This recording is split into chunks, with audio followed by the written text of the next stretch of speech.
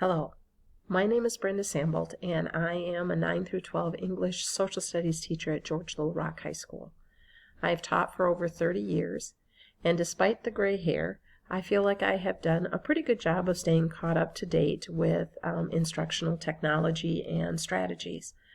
I am currently the high school model teacher and sit on the technology leadership team at GLR.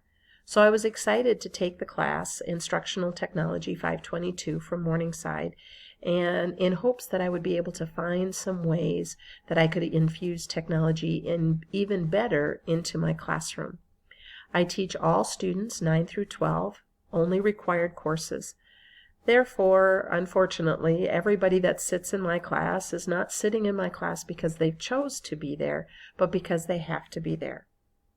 That being said, I do feel like I have a really good relationship with my students, and we develop a strong relationship because I have them for all 4 years. They take my class as freshmen, sophomore, juniors, and as seniors. I was excited to try something new with this class, and one of those things that I was not familiar with was the AIP model.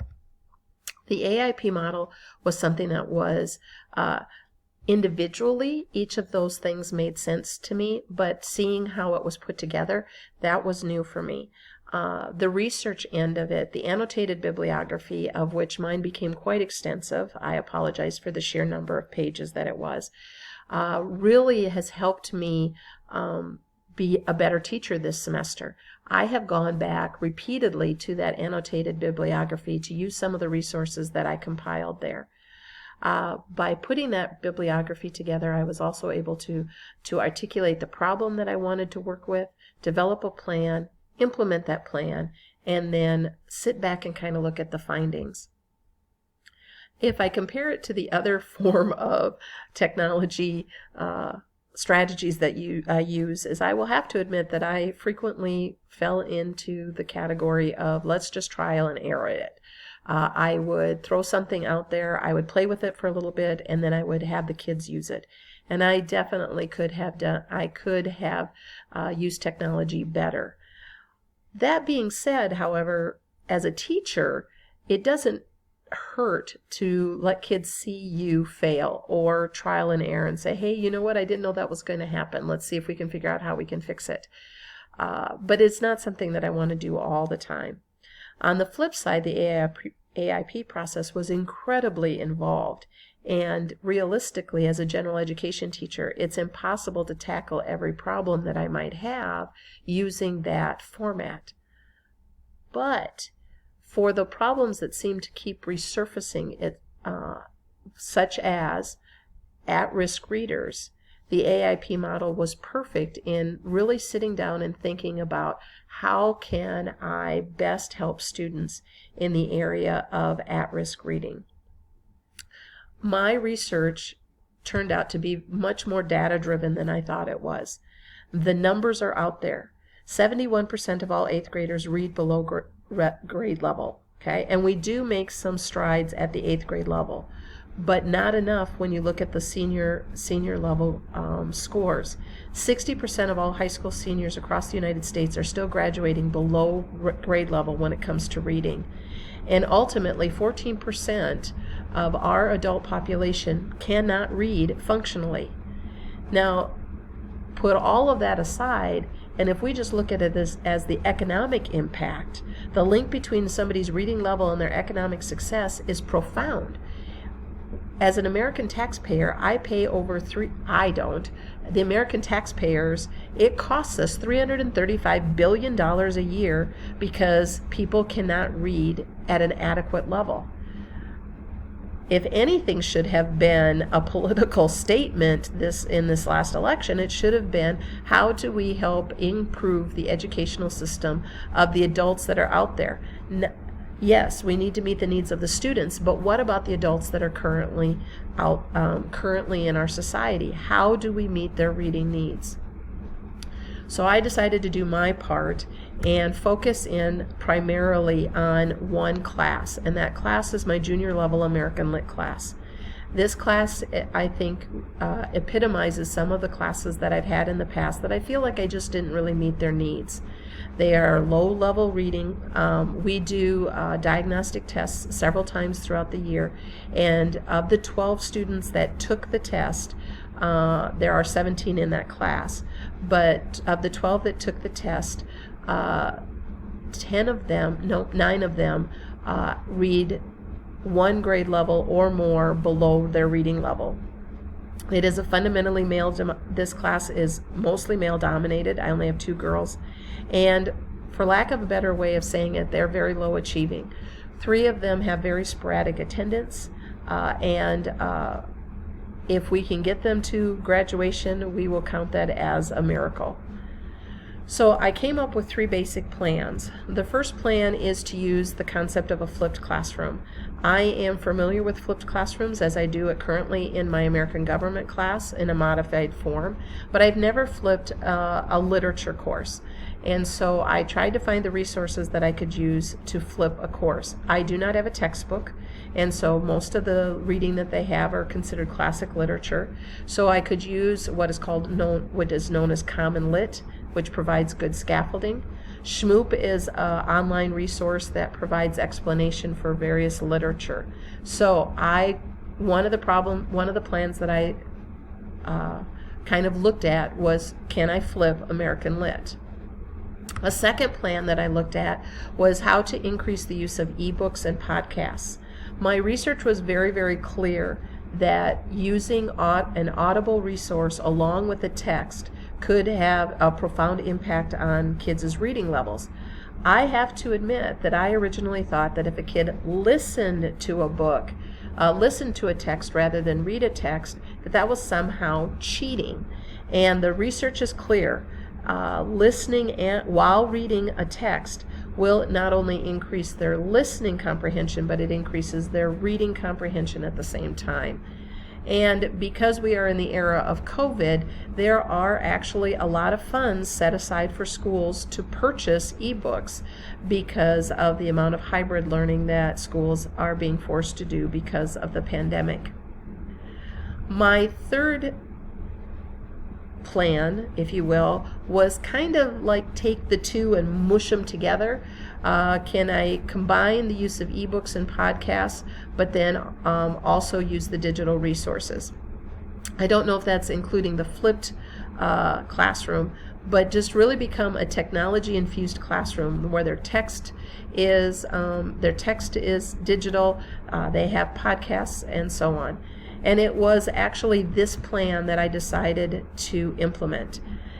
At its heart, what this plan included was a 4-week implementation schedule where the students would read/listen to the classic book, The Red Badge of Courage. Now, the reason that I chose Red Badge of Courage is because of the relationship that I did have with these students. The majority of these young men have a real strong like for military literature. Their independent reading books tended to lean heavily on military memoirs. So I thought the Red Badge of Courage would be a good one. Another reason that I chose the Red Badge of Courage is because it is a shorter text. It's only about 125 pages long. And also I could get a free digital text from the Gutenberg project. The kids could download it to their own computers. We are a one-to-one school. And then I would also be able to teach them digital annotations, which is something that I teach quite heavily, but not digitally. I teach it on their paper and pencil. Well, if they're going to be reading online, then they need to know about the online resources. We also used virtual tours of Chancellorsville, which is what the Red Badge of Courage is based on. I showed the students how to use the Library of Congress archives, and we spent several days going through Civil War pictures. And then probably one of the best additions to this project that I had was the television show from the Discovery Channel called Taking Fire. Taking Fire is based on a group of young men, mostly rookies, who were going through the journey of being in Afghanistan. And the thing is that like Henry Fleming, they were all unsure how they were going to react in times of danger. The students absolutely loved it, and I wish I could have found more time to implement more of the episodes, because I have a feeling that if I would have allowed them, we would have just sat and watched that particular television show every day for class. Throughout this, I did a combination of, traditional assessments where they did reading checks at the conclusions of reading and listening to a chapter. They had end of the unit test, and all of the students scored significantly better than what they did without the use of the podcast and without the use of the ebook. Now, I'm not going to sugarcoat this and say all of a sudden I had F students that were getting A's, but I did have F students suddenly getting C minuses, and the C minus students suddenly getting B's on their reading checks and also on their unit test. This particular group of students consistently leave their essays blank. They'll do the multiple choice part of the test, but when it came to the essay, they'd skip that. They did not do that this time. They felt adequate enough to articulate their thoughts about Henry Fleming and the challenges that he faced as he went to war. At the end of the project, I also gave them a survey of which you can see some of their results here.